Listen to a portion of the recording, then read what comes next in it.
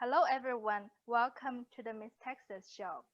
This is the show where we highlight our amazing survivors of human trafficking, sexual assault, and domestic violence. We also invite our community leaders to come on the show and share their resources. Under the segment Military Time, we partner with the National Veterans Chamber of Commerce and we invite our military members to share their story during and after their services. We also have another segment, Beauty for Ashes. And this is the segment where we invite our pageant sisters, our survivors, our musicians, actors, and artists, and share their story, their platform, most importantly, what they are doing in the community. If you would like to be on the show, you can email us on msusatexas@gmail.com. It's Miss USA Texas. Or you can also reach us on Facebook with the same name, Miss USA Texas. Now, without further ado, I'm so excited today to have our special guest, Miss Bonnie Tchorni. How are you today? I'm good. Thank you. Thank you. Thank you for having me. Well, for those of you who don't know, I know the show is pre-recorded, but it is actually 6 a.m. where she is. And I just want to, emphasize on the effort. And, I cannot begin to say enough thank you for your hard work and, the amazing impact that you are making in the community. I know that Bonnie has a really long bio, and I'm going to read it just a little bit, but I'm going to let her tell her the story and the rest of it. So Bonnie founded I Am Hotep LLC. Is that correct? If Yeah. I hope I pronounced it correctly. In 2018, and through childhood, Bonnie suffered as a victim of child exploitation and learned by experiencing the pain and hopelessness countless youth face on a daily basis. She knows from personal experience that many children are denied human rights due to many unfortunate reasons. When she learned of the highly undeserved amount of exploited boys in labor traffic situations, she knew she wanted to help. Bonnie is very grateful for her current life and began this great mission to help restore freedom to boys and young men all over the world by building her first foundation in Guatemala. Oh my God, this is amazing. And Bonnie has chosen a holistic approach that focuses on personal endeavors for justice to proactively improve life for these young people. Bonnie believes that it is the utmost importance to have compliance and specialized skills between governmental and non-governmental entities and relationships. It is the duty of the society to protect all of its members, she quotes. I know it goes on and on, but I'm going to, pass the mic to you and let you tell the story. And I know that it was the childhood experience that brought you here. And if you don't mind, could you share with us a little bit what happened to you? Sure. So I just wanted to ask one quick question. Most of the people watching this are aware of like the terminology of human trafficking, and they're okay with me saying some things that might be a little bit harsh for the average person to hear. Yes, absolutely.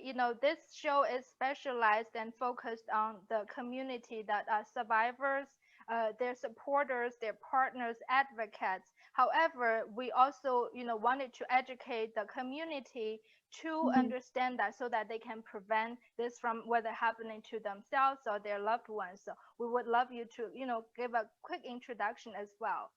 Sure. So my name is Bonnie. I'm the founder of MLTAP, which is a nonprofit organization that fights against the labor trafficking of boys and children in Guatemala. We focus on helping children in hazardous work sites and children working in rural areas. But this is not my personal story, as I'm not Guatemalan and I'm not a boy or a survivor of labor trafficking. I had my first experience with child exploitation when I was about 10 years old, and it didn't stop until I was about 20 years old. I didn't know anything, like I didn't know it wasn't normal to be exploited. I survived a kidnapping. I survived strangers violating me, family, friends, family members, friends, acquaintances.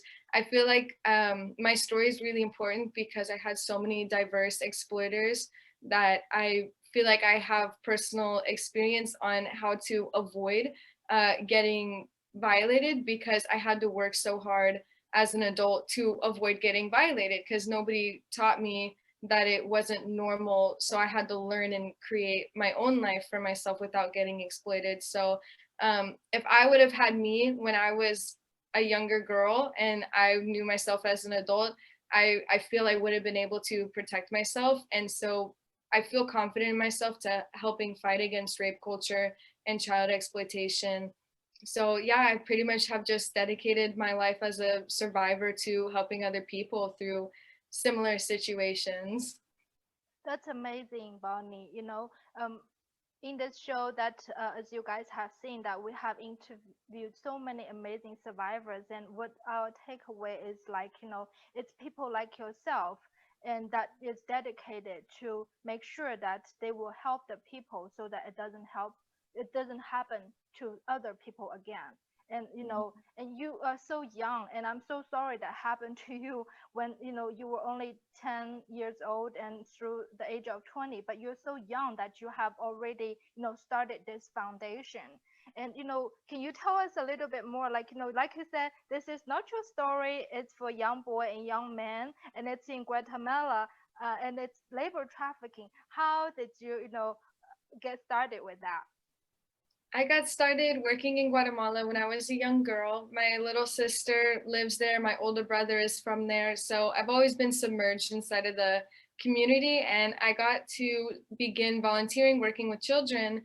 And, I have to say, my experience with human trafficking was kind of a surprise. I had stalkers and I thought they were stalkers. And, somebody called me out of the blue and told me that there was this plan to sell me, and I was like, excuse you? And I had no idea that this was even a thing. So I learned, one, the traffickers that were stalking me were only a few years older than me. And two, I had nobody help me or listen to me. Thankfully I got to, avoid the situation, but it was because of this experience in Houston where I learned about what human trafficking was, that there's even people looking to sell people.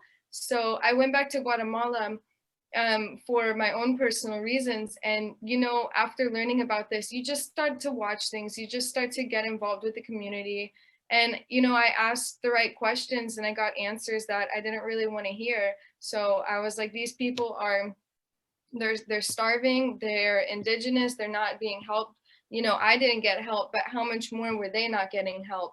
So the community was very accepting of me. I'm very thankful to work in Guatemala. The country has been more than helpful with me helping their children. So I would love to do something in Houston, but I think because of the child starvation and the young age of child labor is like 4 to 5 years old, and they don't go to school past 6 years old, I would love to focus on finding the root causes of traffickers and illegal immigration, and yeah, just kidnapping of children through all of this. Wow, that's beautiful. You have such a beautiful heart, from your childhood experience and to dedicating to help the kids in Guatemala. And I think you're totally right about the root cause, because as long as there's root cause, we can do whatever. It's like you live in Houston, so in Houston it's like the oil and gas, so it's the upstream. You have to kind of Mhm. like deal with the roots from the upstream, per That's se, right. that way. Yeah, so to give an idea, like, what is happening, can you give us an idea of, what is happening in Guatemala, like, how bad the situation is? So I work in two different areas. One of them is in a rural area of indigenous people. So I have somebody who knows the people. They're very private and they allow me to come and work down there with them. This is where the children are working at like 4 to 6 years old, don't go to school. They need to provide food for their family. And the other area I work at is called Zone 3, and it is a 40-acre city dump. it is known as a cemetery. The Guatemalans don't go there. Tourists don't go there. Nobody goes there. It's a 40-acre dump where you need a permit to enter. Um, I've been there many, many times, but the children eat, live, breathe in garbage. I mean, they truly live in the garbage, and they have a really hard time leaving, even wanting to go to school, even wanting to find a job outside of the garbage, because it's like generations after generations consistently born into this cycle. The only thing about this area, although it is probably one of the most dangerous places in Guatemala, it's usually run by like cartel members and drug traffickers.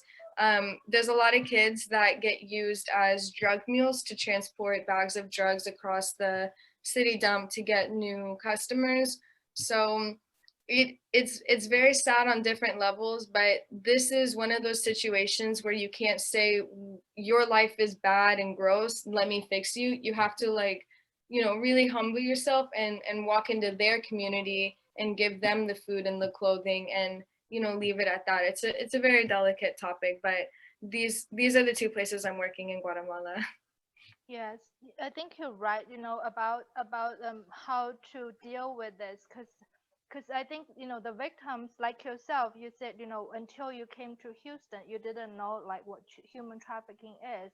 And I think Mhm, it's including myself and a lot of the people, we probably have heard about that. And in my case, I have, watched it on TV, but I didn't really know like this is for real. And I even, like a lot of people, I explained to them like this is, one is smuggling, one is human trafficking, and human mhm, trafficking is being coerced that they didn't want to do it. And a lot of the people didn't really know that they were forced to do what they're doing now. And it's terrible that they're at this young age. And I recently we had an interview on the show with our co-host about adverse childhood experiences, ACEs.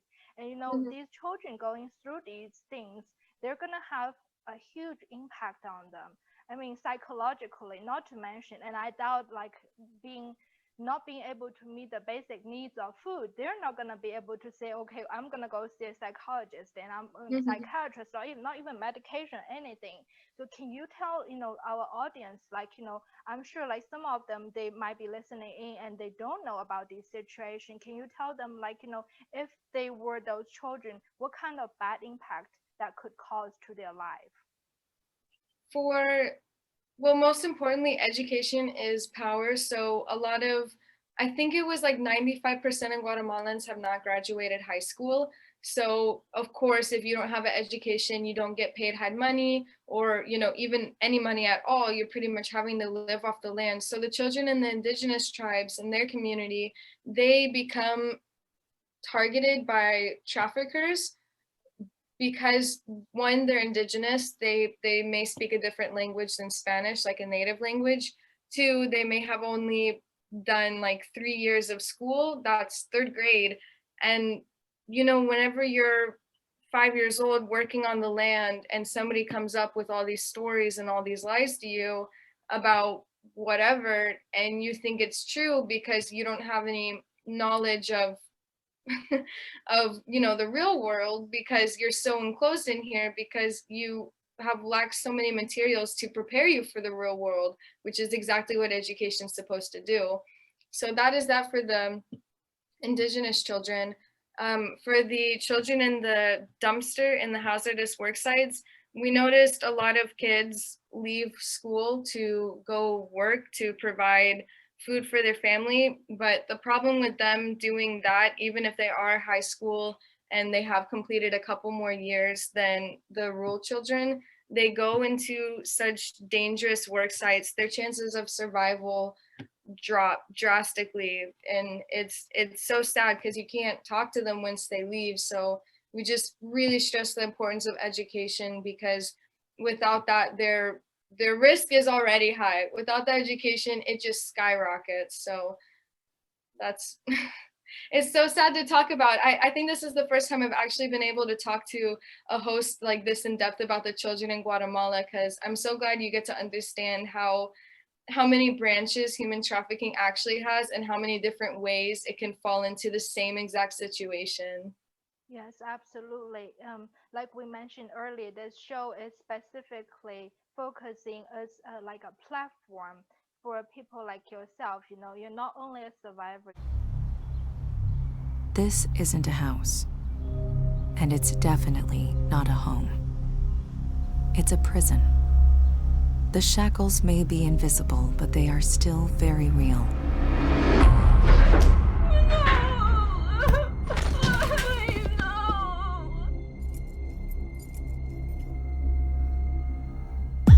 What did you say to me?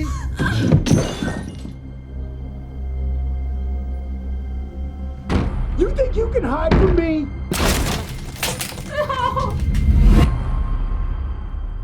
We all wonder why the victims of abuse just don't leave. It's simple, really.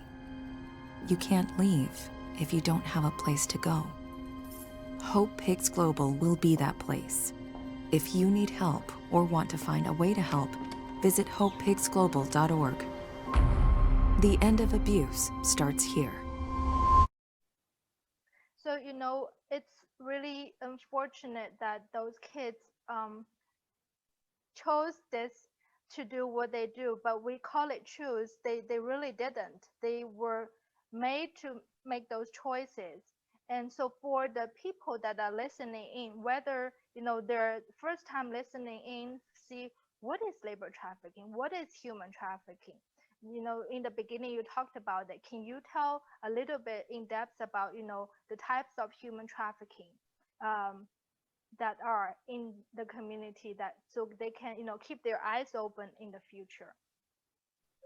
So I'm not exactly sure the labor trafficking that happens inside of the Houston area. I think I've only met sex trafficking male and female survivors in the Houston area, but inside of Guatemala, some of the forms of labor trafficking would be agriculture work, forced begging, forced tortillerias, places that make food, pretty much just having a child either be overworked and extremely underpaid, or there's debt bondage, so let's pretend the child is supposed to go work in a different country. The transporter, the trafficker, would take their identification papers if they have any, which would in itself kind of not let them leave the country that they're being transported to. We noticed that there's not a lot of smuggling going on. I know some people think trafficking has to do with migration and it's kind of like they go hand in hand, but they don't.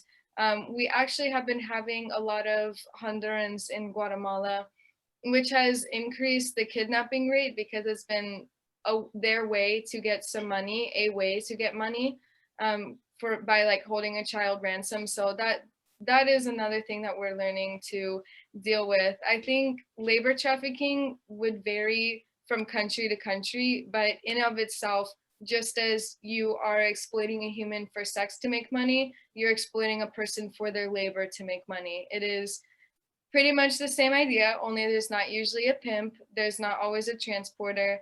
And I think it said labor trafficking is more like significantly more common with boys and men. So I'm not exactly sure why. There may just be not a lot of research out there about labor trafficking, but I'm hoping in the next coming years we're going to see a really big turnaround on what labor trafficking actually looks like and the definitions for it, so we all can have a clear global understanding of what it means to be exploited through labor trafficking. Absolutely. Thank you for the great introduction and about the sad story, unfortunately, about what's happening in Guatemala, but gives our audience a better idea of what is going on over there. So for the viewers that, whether they are uh, seasoned, whether they're survivor of sex trafficking or survivor of any form of violent crimes, or, just someone who is listening in, what do you think they can help from I here? would say stay local, stay with your local community. One of my things that I always say to myself is that there's so many enablers that support rapists and they don't know it, exploiters, they don't know it, traffickers, they don't know it. So if you hear a victim that you know, I would highly encourage believing the victim. And it might be a little hard because you may think that, oh, this person would never exploit this person. You could never believe this human to be like this. But because of thoughts like that, it makes them prevalent. And so if you want to stop child exploitation, I would say look at your local leaders and look at your local survivors, and just stand with them, voice their story, create awareness, understand the difference between, you know, uh, I don't know how to say properly, because you can feel unsure if the situation is true because you've never experienced it and you've never even heard of it, but you're allowed to feel that while still being an advocate for a survivor. So don't like mute out your advocacy because you're unsure about the situation in of itself. Yeah, like in your introduction, we were talking about to have the empathy about the people that are going through things. And like we talk about in the show with different survivors, nobody's situation is the same.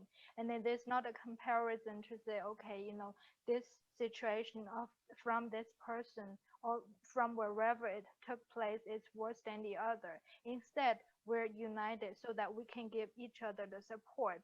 And it's very important, like you said, for people who doesn't who is fortunate that hasn't doesn't have to experience that, to be empathetic about people Mm-hmm. who has been through that. And I think it's really important, as a victim and survivor, to regain their self-confidence, Mm-hmm. especially in the sex trafficking world. So I'm not really familiar about the labor trafficking. Do you think like the victims that going through the labor trafficking have the same issue as well about the self-confidence issue? That is a very good question. I personally wouldn't be able to say because I'm not a survivor of labor trafficking. Also, there is some violence that does happen and some sexual violence that does happen on labor traffic victims, but it's not always common. So I would have to ask them something around their dignity if they felt like something was taken from them. Because I know whenever a sexual assault happens, it usually feels like you lost control. You got a piece of you taken away. You feel deprived of something, and I feel like this is where the self-confidence issues of sexually exploited people come from. But yeah, that's a good question. Honestly, that's a really good question. Yeah, because we meet people from different paths, and some of them, they have just came out of the situation and they are not quite ready to open up. And that's a healing journey that each one has a different pace. And it's not like a standard format that, okay, how long it takes for a person to heal. But based on my knowledge, talking to some of the therapists and psychiatrists, they say, it depends on the severity of their Hmm. situation that happened to them, the frequency, how many times it happened to them, and that Hmm. decides on their situation. And I've actually had advocates, and they were like really passionate, but they're concerned. Okay, I don't want to give my own name because I don't know if my pimp and some of the stories, even though they're elderly and might have even passed away, but in their heart it still was like so fresh memory, even though it took place decades ago. So I think it's really, once again, very important to follow the theme of the show, hope, love, and unity, to provide hope to people, to give the love, to share the love together, and unite, and to fight against together, to grow together. But part of the community are the partners of the survivors, and they have never been through that. So they also need the support, not only to support their partners who are now survivors, and but also to support each other, because it can be, sometimes a little smell, a little sound, you see some environment that can trigger the memory, and they can react totally different and become like a completely different personality. Hmm. And for a person who is not trained in these, the trauma, not trauma informed, they can think otherwise. But I'm sure, the victims and the survivors did not choose to do that. It's not fun to experience that, and it's Hmm. very unfortunate. So what kind of advice would you give to, those people who might come across something that they, whether I'm sure they're unintentional, but it might have happened? What would you tell them to do? That is actually a great question because I have CPTSD, and so I used to get triggered a lot and have anxiety attacks a lot around people that probably had no clue of anything regarding this. And I would say somebody responded to me the best way, and it was only one person that responded like this, but still, it made a really big impact in my life. They just told me that, I'm not alone. They were like, I don't know what you've been through, but you're not the only person who's been through this.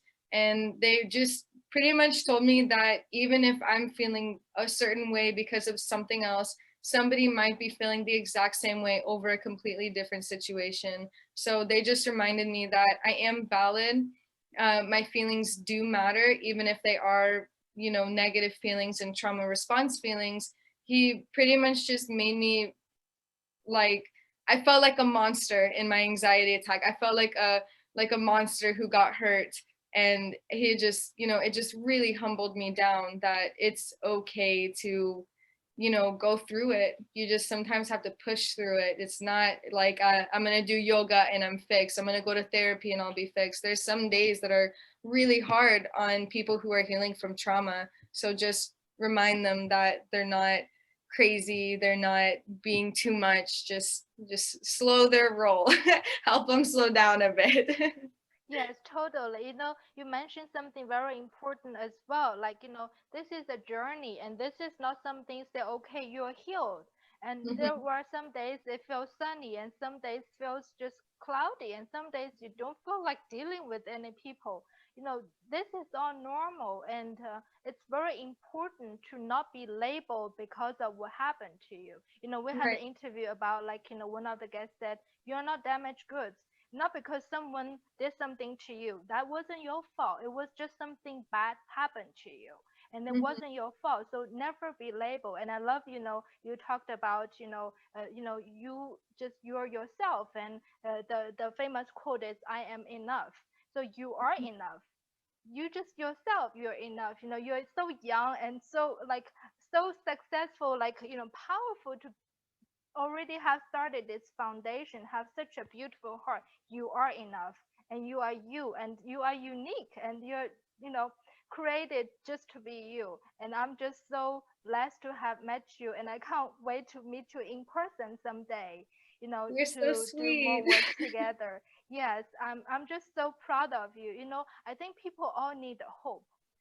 People in there, they feel like this is the end of the world. Oh my God, I just, should I just choose to die? And some people might have, made that choice, and it's very unfortunate. And it can be the situation that's doing the work. And you said you have the CPTSD. It might be depression that's working on them, but one way or another, you know, as a person who has seen the light, who has gone from one end to the other, what would you tell them to give them the hope?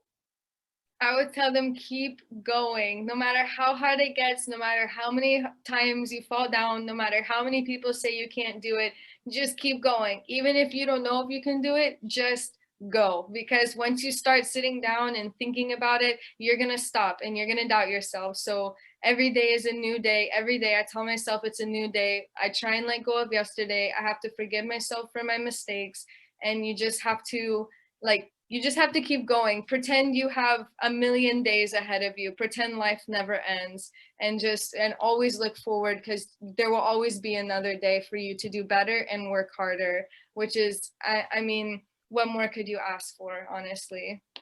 Definitely. The fact that, we're still alive, and it's not a comparison, say, okay, I have more material than you, I have a better job than you. We can always see, there's someone who has a worse situation, and we're not talking here, say, okay, when you're a victim right now, not talking about your situation is not bad. And definitely, if you're in danger, you definitely need to go to law enforcement.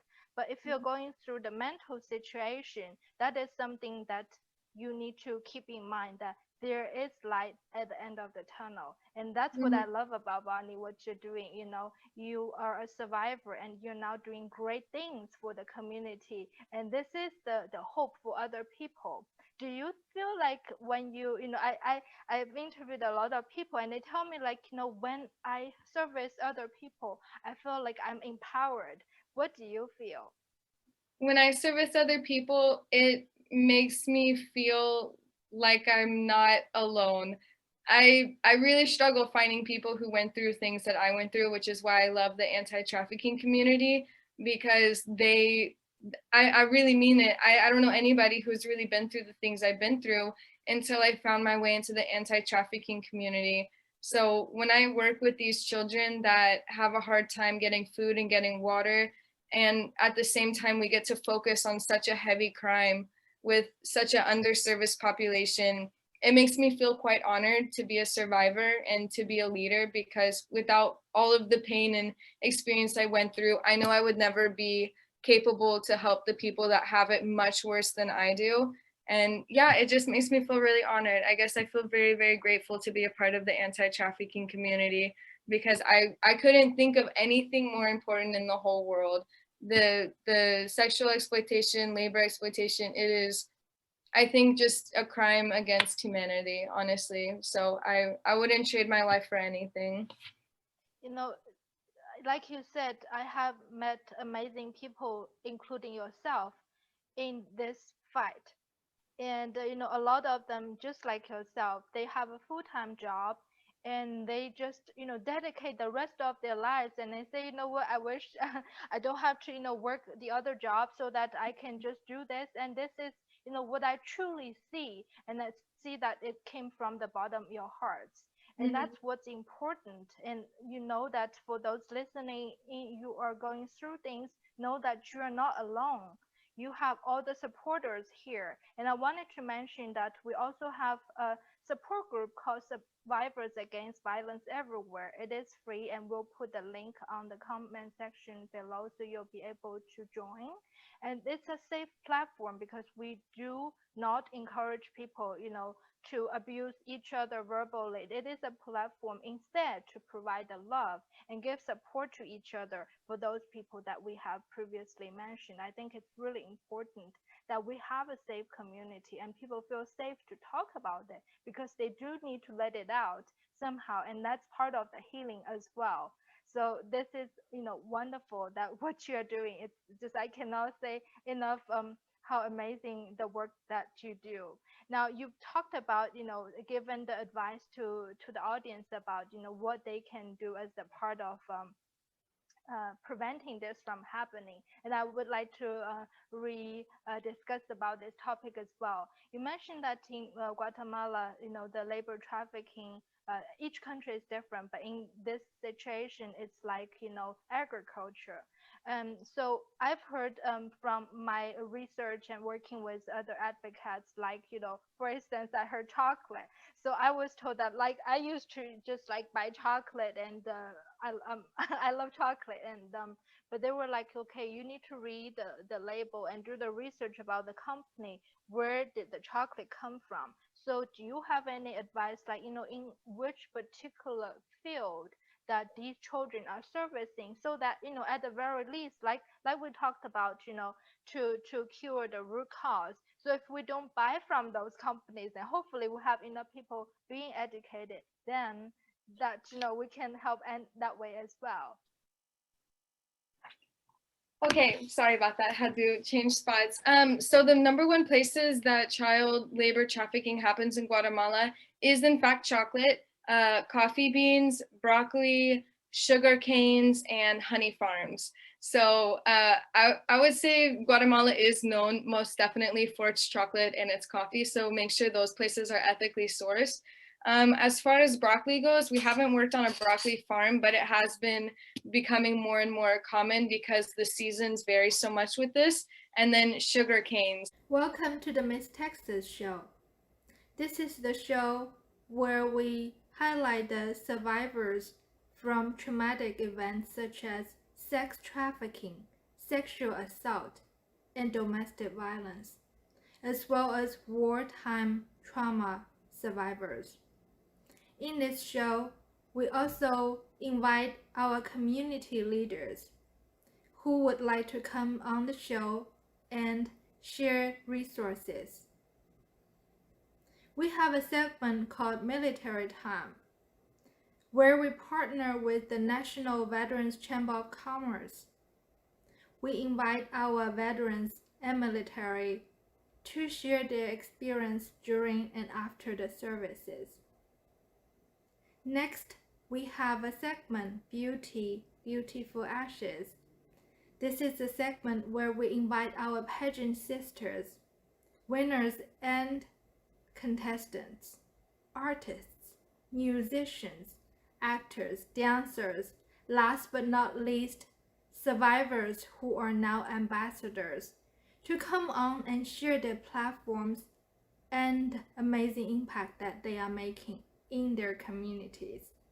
If you would like to be a guest on the show, you can email us at MissUSATexas@gmail.com. It is MSUSATexas@gmail.com. Or you can also direct message us on Facebook with the same username, Miss USA Texas. There, is there any, for instance, you talked about the trucks and the broccoli, and these are probably kind of difficult to for people here. I mean, in the U.S. to help in a way of not purchasing from them. So what about coffee, honey, and chocolate? Are there any particular brands that they need to watch out for to, whether to research or stop buying from? That is a great question. I actually do not have an answer on that since we work inside of the indigenous communities. I don't think any of their produce goes so far to make it internationally, but I know there is a website called Trade Company, or maybe it's Trading Company, but I'll find it on the internet and send it to you to attach on here. And what you can do is type in the food brand names or the clothing brand names, and it will say if it's ethically sourced or not. Yes, that will be wonderful, and we will be putting the link in the section below so that you'll be able to from now on and make sure that you save as the favorite in your browser, that you'll be able to check if they're ethically sourced. I think that's very important. With much I love the chocolate, I think we should all contribute to not supporting those sellers if they are not ethically sourced, and I think that's very important. And since also, we're on this, oh, sorry, yes, go ahead. Yeah. Sorry, I forgot about one more thing. Yes, There's go ahead. the palm oil, the trees with the palm oil. A lot of children get pulled out of school to pick the palm oil. So I know that's a more common thing than the coffee, but all palm oil is very hard to get ethically sourced. So just as one more item to add. Wow. Yeah, that's so many things. I haven't really seen the situation in Guatemala, but I know that I was at a screening, and it was dumpster, and I'm not sure, but I think it was in India, and it was all children picking up the trash and maybe recycling. I don't know what they were doing, but I saw that, and also the fishing industry. I saw like children were put into the child labor to be fishing for those companies or whatever, whoever the sellers are. It's very unfortunate. Children, they deserve the life when they're young to do, just to be a child, to go to school, to enjoy their childhood together. But because of their economic situations, they're forced to do that. And not to mention, you mentioned those drug cartels. So what is the situation about the cartels there? Like, you mentioned in your bio about the governmental and non-governmental. What is the situation over there about the government? Like, if they're, maybe having certain whether laws or whether they have NGOs like in the US that are working against these. I would say they're not proactively trying to stand against labor trafficking or sex trafficking in Guatemala. there's not a lot of nonprofits down in the city dump, but I think the reason that the cartel is and the drug traffickers are so successful around the city dump is because the government built a wall around the city dump and require a permit to enter. So since it's very difficult to enter, I think the cartel just has more leeway in trying to manage and control who goes around there. Also, the transportation, because they don't have knowledge to leave the dump safely, the members use them as the drug mules to transport inside the 40 acres, and then also use them to get hooked on drugs like, alcohol or shoe glue. So that way they have reoccurring um, drug users. So Yeah, can you go a little bit in depth about the drug mule situation that's happening to the children there? yeah, I don't usually get a lot of drug mule children. It's kind of rare to have, but for the ones that I did get to meet, they just have the bags that go in the stomach, the classic transportation, or um, yeah, it's really hard. It's really hard. Are they They safe? really Like, struggle. is it like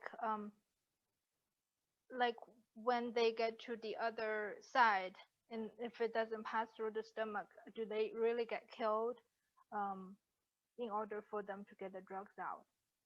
I haven't heard a story like this. I also don't venture into the city dump too much. Every time I've gone inside, I've had to be escorted out because somebody who shouldn't be there is there.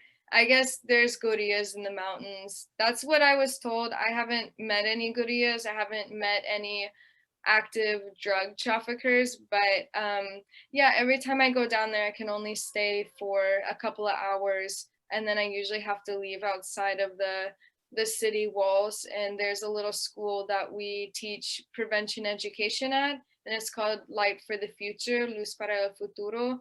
And that is where, some of the children that used to be inside the dump are now not inside the dump because the wall like excludes their house, so they're technically not in the dump, but they have the capability to walk to the school and get some education. So that is the safer area for us to be working, versus like going inside the dump and exploring through the 40 acres. Wow, so you actually get escorted out each time you go to the dump site. Yeah, in and Yeah. out. Yeah. Well, thank you for what you do, for being so brave so that, do the work so that you can help save the children and all the victims there. Now, I know that our time is cutting short, that you have to go. So I would like to ask you to give any takeaway to our audience here. I would say if you want to learn more about the indigenous communities and the children working in, the website is IMHOTEP LLC. So it should say Imhotep LLC. Com. If you want to learn more about sex trafficking survivors, Houston is a great area. You can meet lots of survivors that have been through lots of different situations. I've met lots of men and young boys that survived this. LGBTQ is highly targeted. So if you're looking to prevent sex trafficking, Houston has got it all, sadly. But that also being said, there's a lot of advocates and survivors here too, to encourage you on your journey on how you can personally help fight against this crime. And then if you're not wanting to go that deep into it, like I said, stand local with your survivors, stand local with your community, and you would be surprised the impact it can have on fighting against exploitation of humans.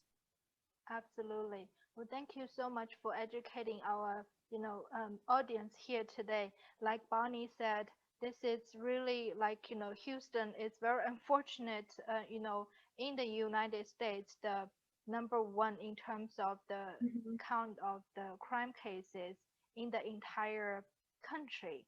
So that we do have a lot of survivors, but we also, have a lot of advocates who are passionate, like Bonnie herself, and you'll be able to, if you are interested, you'll be able to, be part of it. But if nothing else, if you can stay local and just be empathetic with those people, and they all need just a little bit thing from just other people. It can brighten up their day. You never know what people are going through, so please help us join the community to share the hope, love, and unity.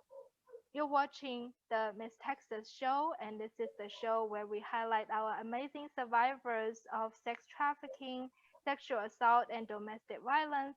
And today, our special guest is Bonnie Tchorni.